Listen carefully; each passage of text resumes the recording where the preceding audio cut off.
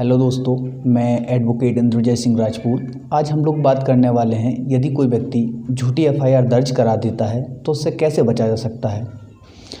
यदि हम बात करें इंडियन लॉ की, भारतीय कानून की, तो भारतीय कानून लोगों की मदद के लिए बनाया गया है, पब्लिक ऑर्डर मेंटेन करने के लिए, लोक व्यवस्था बनाए रखने के लिए बनाया गया है।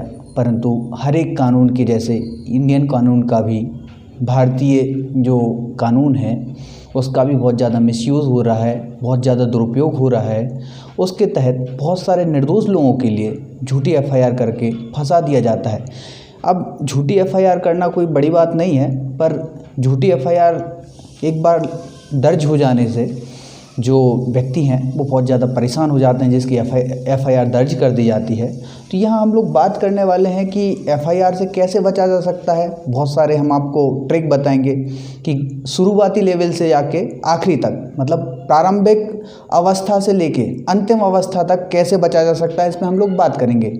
डीपली बात करने वाले हम लोग शुरुआत से लेके अंतिम तक। अब झूठी एफआईआर क्या होती है, तो क्या होता है, बहुत सारे लोग अपने फ़ायदे के लिए या रंजिश के कारण किसी भी व्यक्ति की किसी ऐसे अपराध के लिए एफआईआर दर्ज करा देते हैं जो उसने किया ही ना हो। एग्जाम्पल के तौर पर यदि हम मारपीट का मामला लेते हैं, एक ए नाम का व्यक्ति है जिसने किसी के साथ भी मारपीट नहीं की है, पर उसकी एक बी नाम के व्यक्ति द्वारा पुलिस थाने में जाकर झूठी एफआईआर दर्ज करा दी जाती है कि उसने गाली गलौज की और मारपीट की। इसको हम झूठी एफआईआर बोलते हैं।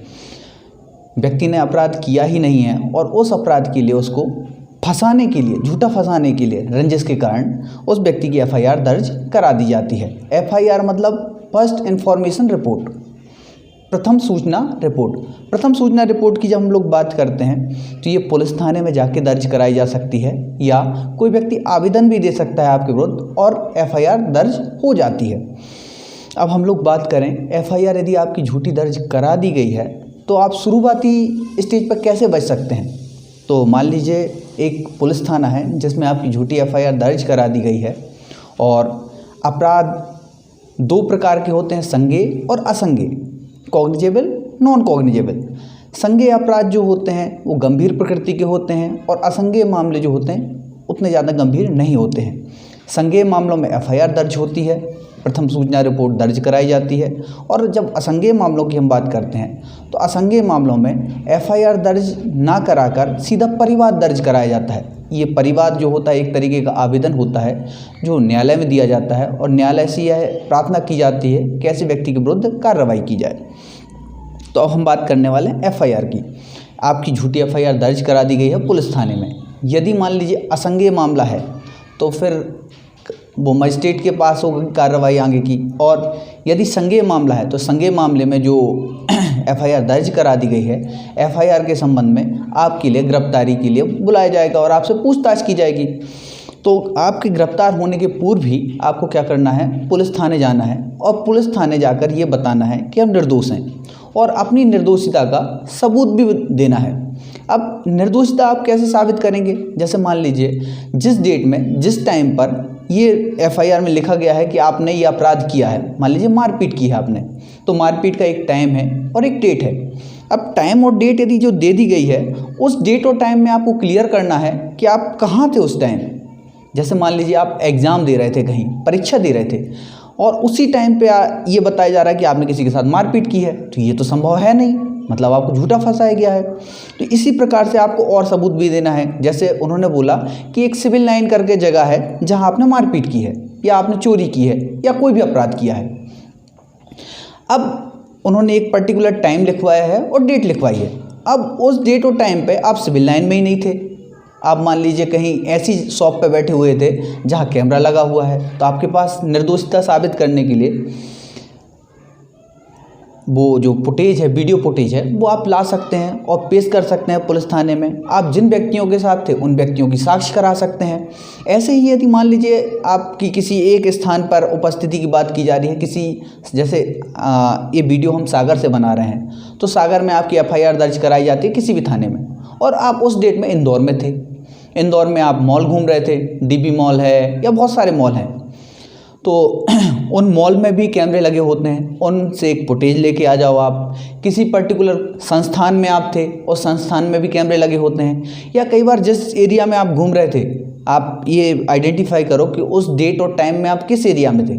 वहाँ देखो आपकी किसी की दुकान पे कैमरे लगे हुए हैं या कुछ भी है, तो उन कैमरे की फुटेज ले लो, या किसी व्यक्ति के साथ आप घूम रहे हो उस व्यक्ति को बुला लो और आप पुलिस थाने में ये सबूत के साथ पहुँचिए और बोलिए कि हमें झूठा फंसाया गया है, या आप पर्टिकुलर किसी ट्रैवल कर रहे थे उस डेट में, आपके पास टिकट है, रिजर्वेशन था, टिकट था, और टिकट जब आपके पास होता है और आप कभी ट्रैवल करते हैं, यात्रा करते हैं, तो यात्रा में टीटी आता है आपके पास और टीटी आपका वेरीफाई करता है स्लीपर का टिकट। तो ये आप बता सकते हैं कि ये देखिए हम इस डेट में यहाँ थे, ट्रेन में बैठे हुए थे हम। तो ये सब चीज़ें आपकी निर्दोषिता साबित कर सकती हैं, आप थाने में ही कर सकते हैं। पर अब मान लीजिए जो पुलिस ऑफिसर है वो आपकी बात नहीं समझता और नहीं मानता, इंचार्ज ऑफ पुलिस स्टेशन जो थाना प्रभारी है वो आपकी बात समझने तैयार ही नहीं होता है। अब तो आप निराश हो जाएंगे, पर आपको निराश होने की बिल्कुल भी ज़रूरत नहीं है। आप तुरंत जो आपने आवेदन दिया था पुलिस थाने में और जो सबूत पेश किए थे, उस आवेदन की एक कॉपी, एक नया आवेदन आप बनाएंगे एसपी के लिए, सुपरिटेंडेंट ऑफ पुलिस अधीक्षक के लिए। अब पुलिस अधीक्षक के पास वही सबूत जो आप लेके आए थे, जो आपका दोस्त आपके साथ था, या आपके जो परिचित, या आप किसी विवाह में शामिल हुए थे, स्टेज पे आपकी फ़ोटो खींची थी या वीडियो बन रहा था वहाँ, उस वीडियो में आप हैं और उसी टाइम में आपसे बोला जा रहा है कि आपने चोरी की है, तो आपको वो फुटेज लेके आनी है, उन व्यक्तियों को बुला के लाना है। या एग्ज़ाम हॉल में थे तो आप भाई अपना एडमिट कार्ड दे सकते हैं, या आप परीक्षा दे रहे थे तो एडमिट कार्ड लगा सकते हैं। इसके साथ आप एसपी के सामने पेश होंगे आवेदन के साथ आप एसपी के सामने जब पेश होते हैं तो आप साक्ष्य करवाएंगे साक्षियों की, और साक्षियों की साक्ष्य के बाद आप देखेंगे कि वो यदि आपसे कन्वेंस हो जाता है तो बहुत अच्छी बात है, आपका मामला वहीं ख़त्म हो जाएगा। पर मान लीजिए आपसे कन्वेंस नहीं होता है तो आप उससे आग्रह कर सकते हैं कि री इन्वेस्टिगेशन का ऑर्डर कर दे वो, क्योंकि मामला तो वो एकदम से आपसे कन्वेंस हो नहीं रहा है। तो वो यदि लिख देगा कि री इन्वेस्टिगेशन की जाए, पुनः अन्वेषण किया जाए, यदि पुनः अन्वेषण के लिए वो लिख देता है तो आप वहाँ साक्षियों की साक्ष्य करा सकते हैं, अपनी डॉक्यूमेंट पेश कर सकते हैं, अपनी एविडेंस मतलब साक्ष्य पेश कर सकते हैं जो आपको बचाने वाले हैं। यदि मान लीजिए उसके बाद भी एसपी भी आपकी बात नहीं सुनता है तो आपके पास उसके बाद भी ऑप्शन है, आप आईजी के पास जा सकते हैं। आईजी एक सबसे बड़ा ऑफिसर है पुलिस महकमे में। पुलिस में यदि देखा जाए तो आईजी सबसे ऊंचे दर्जे पे है, तो आप आईजी के पास जा सकते हैं और आईजी से आप आग्रह कर सकते हैं कि एसपी को आप पुनः विवेचना के लिए री इन्वेस्टिगेशन के लिए ऑर्डर कीजिए। और यदि वो री इन्वेस्टिगेशन के लिए ऑर्डर करता है तो एसपी क्या करेगा, अपनी निरीक्षण में एक किसी पुलिस ऑफिसर को उसकी जांच सौंप देगा। उस पुलिस ऑफिसर के सामने आपको जाना है। पर ये सब करने के पहले आप यदि हो सके तो ज़मानत ले लेना, क्योंकि कई बार आपको यदि अरेस्ट कर लिया गया और यदि सामने वाला जो आपको फंसाना चाहता है थोड़ा सा पावरफुल हुआ तो आपको दिक्कत ज़्यादा हो जाएगी। तो आप तो जमानत ले लीजिएगा। यदि 7 वर्ष से कम के कारावास की सज़ा है जो अपराध में आपको फंसाया गया है तो आपको इजीली जमानत मिल जाएगी, कोर्ट से भी मिल सकती है और पुलिस थाने से भी मिल सकती है। यदि 7 वर्ष से ज़्यादा की सज़ा है और संज्ञेय मामला है तो आप भाई हाई कोर्ट से या सेशन कोर्ट से आप अग्रिम एंटीसिपेटरी बेल भी ले सकते हैं, कोई दिक्कत नहीं है। अब मान लीजिए आपकी आईजी ने भी बात नहीं सुनी, यदि यहाँ हो जाता है तो ठीक है, कोई दिक्कत नहीं है। पर यदि आईजी भी आपकी बात सुनने के लिए तैयार नहीं होता है तो भी आप निराश होने की ज़रूरत नहीं है, आप हाई कोर्ट जा सकते हैं। अब हाई कोर्ट आप कैसे जा सकते हैं, किस प्रोविज़न के तहत जा सकते हैं? तो सीआरपीसी के सेक्शन 482 में हाई कोर्ट की इनहेरेंट पावर के बारे में बताया गया है। इनहेरेंट पावर को हिंदी में अंतर्निहित शक्ति बोलते हैं। अंतर्निहित शक्ति अपने आप में एक बहुत ब्रॉड पावर है, बहुत बड़ी शक्ति है, क्योंकि जब किसी भी विधि में कोई ऐसा प्रावधान नहीं है जो आपको रिलीफ देता हो, तो जो अंतर्निहित शक्ति है वो आपको रिलीफ दे सकती है वहाँ। तो अंतर्निहित शक्ति में आप आवेदन लगा सकते हैं हाई कोर्ट में, और हाई कोर्ट क्या करेगी, उस पर विचार करेगी। अब हाई कोर्ट जब विचार करती है और आप जो एविडेंस पेश किए हैं, आपने पुलिस थाने से लेके एसपी आईजी के पास जो आवेदन लगाया उसकी भी आप कॉपी ले जाओ, जो आपने साक्षी पेश किए हैं वो भी, और जो आपके पास वीडियो फुटेज है या कोई भी एविडेंस जो आपके पास है वो भी आप हाई कोर्ट के पास लगा दो। हाई कोर्ट से सबसे पहले तो आप रिलीफ ये मांगेंगे कि यदि इस मामले में सबसे पहले तो स्टे लगा दिया जाए, आगे कोई कार्रवाई ना की जाए, और दूसरी रिलीफ आप मांगेंगे कि इस एफआईआर को रद्द कर दिया जाए, इस एफआईआर को पूर्ण रूप से ख़त्म कर दिया जाए क्योंकि हम निर्दोष हैं। अब हाई कोर्ट आपके मामले पर विचार करेगी। विचार करने के बाद वो देखेगी कि भाई ये जो आपने आधार रखे हैं, एविडेंस रखे हैं, उनमें है। कई बार क्या होता है कि कंट्राडिक्टरी होते हैं। जो एफआईआर दर्ज कराई गई है उसमें जो उन्होंने एफआईआर लिखित करवाई है उसमें बहुत बड़े कंट्राडिक्शन होते हैं। जैसे मान लीजिए आपके विरुद्ध एक एफआईआर दर्ज करवाई है उन्होंने, और उसमें लिखा है कि आपने उनके घर में आग लगा दी। अब आग लगाने के अपराध के लिए आपकी एफआईआर दर्ज कराई गई है, और मान लीजिए उस डेट में वो ही लिखते हैं, अपनी एफआईआर में ही लिखते हैं कि एफआईआर दर्ज कराने में हम लेट इसलिए हो गए क्योंकि उस दिन पानी गिर रहा था। तो पानी गिरते हुए आग लग सकती है क्या? नहीं लग सकती है। तो ये जो है आपके भाई, ये मामले को शुरुआत में ही खारिज करने वाले होते हैं। हाई कोर्ट देखते ही साथ बोल देगा कि ये तो फर्जी है रिपोर्ट, और आपको रिलीफ दे देगा। और यदि मान लीजिए नहीं देता है रिलीफ तो आप अपने साक्ष्य पेश करेंगे। अब यदि हम लोग हाई कोर्ट की पावर की बात करें और एफआईआर रद्द कराने के संबंध में केस की बात करें तो 2-3 केस हैं। State of Himachal Pradesh versus Bhajanlal, 1992 का ये मामला है।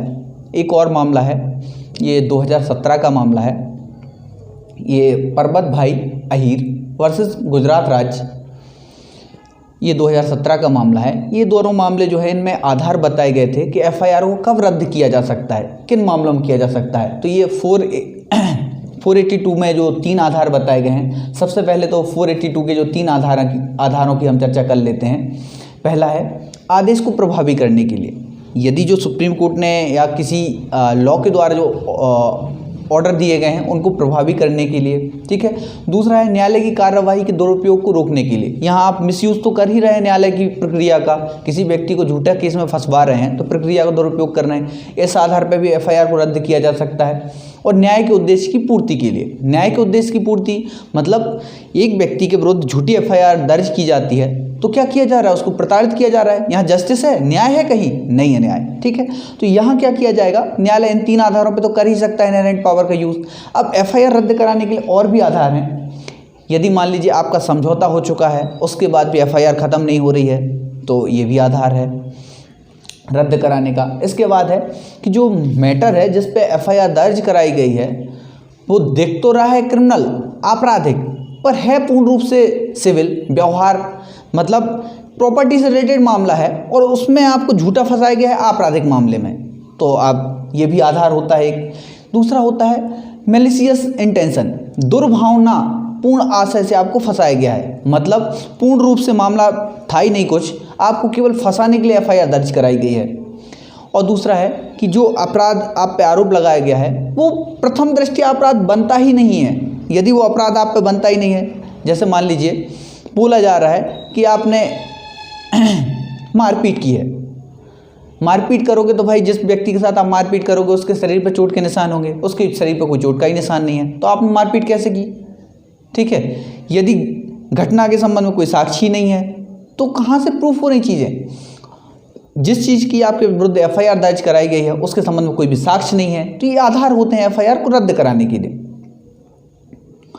एक चीज़ और है यहाँ कि यदि मान लीजिए आरोप पत्र दाखिल कर दिया जाता है न्यायालय में इन्वेस्टिगेशन कंप्लीट करने के बाद, तो उसके बाद भी इनहेरेंट पावर 482 के तहत आपको आपकी एफआईआर को रद्द किया जा सकता है, कोई दिक्कत नहीं। यदि मान लीजिए आपको पुलिस ऑफिसर के द्वारा, मतलब पुलिस थाने का जो इंचार्ज है एसपी के द्वारा या आईजी के द्वारा, किसी के द्वारा भी आपको आपकी एफआईआर को रद्द कर दिया जाता है, आपको अनुतोष मिल जाता है, या 482 में हाई कोर्ट आपकी एफआईआर को रद्द कर देता है, तो आपके पास अब नया आधार ये मिल जाएगा कि आप उस व्यक्ति के विरुद्ध जिसने आपकी झूठी एफआईआर दर्ज कराई थी, अब उसको आप दंडित करा सकते हैं। जिसने आपको वही प्रताड़ित किया है उसको भी आप अब उस चीज़ के लिए दंडित कर सकते हैं। यदि आपकी एफआईआर रद्द कर दी जाती है तो अब उसके लिए आप आईपीसी में एक सेक्शन है 182 के तहत ये बताया गया है कि कोई व्यक्ति यदि झूठी एफआईआर दर्ज कराता है तो उसके विरुद्ध यदि आप परिवाद लगाते हैं तो उसको दंडित किया जा सकता है और उसमें सज़ा है 6 माह 1000 रुपये लगभग। ठीक है। दूसरा है ये, किसी व्यक्ति को क्षति पहुंचाने के लिए आप झूठी FIR दर्ज कराते हैं या लोक सेवक से उसको परेशान करने के लिए झूठा अपराध का अभियोग लगाते हैं तो उस में मिनिमम 2 ईयर पनिशमेंट है और यदि 7 ईयर का भी पनिशमेंट उसमें दिया गया है, 7 साल की भी सज़ा है और जुर्माना भी। तो आप इन दोनों धारा के तहत कार्रवाई करके उस व्यक्ति को फंसा सकते हैं, उसको परेशान कर सकते हैं, जिसने आपको परेशान किया उसको आप सज़ा दिला सकते हैं। चलो, तो इसके साथ ही हम लोग नेक्स्ट वीडियो में मिलेंगे। आपको हम बताएंगे कि यदि कोई व्यक्ति आपको फंसाना चाहता है तो उससे कैसे बच सकते हैं। झूठी FIR करना चाहता है या आपको लगता है कि कोई व्यक्ति झूठी FIR दर्ज करा सकता है आपके विरुद्ध, तो आप कैसे बच सकते हैं उससे, उसके लिए भी हम वीडियो अपलोड करेंगे। और यदि ये वीडियो आपकी हेल्प किया हो, आपको अच्छा लगा हो, तो इसको लाइक करें, शेयर करें। और मैसेज में आप यदि अपनी प्रॉब्लम लिख के भेजना चाहें तो आप नीचे जो मैसेज बॉक्स है उसमें मैसेज लिख के भेजिए कि आपके विरुद्ध कैसी कार्रवाई हुई है। उस पर भी हम आपको सजेशन देंगे कि उससे कैसे बचा जा सकता है, उसके विरुद्ध आप साक्ष्य क्या बना सकते हैं और झूठी FIR से आप किस प्रकार बच सकते हैं। हम पूरी हेल्प करने की कोशिश करेंगे। आप मैसेज करके अपनी समस्या हमें ज़रूर बताएं और हम उस पर पूर्ण सजेशन देंगे आपको। थैंक यू, धन्यवाद।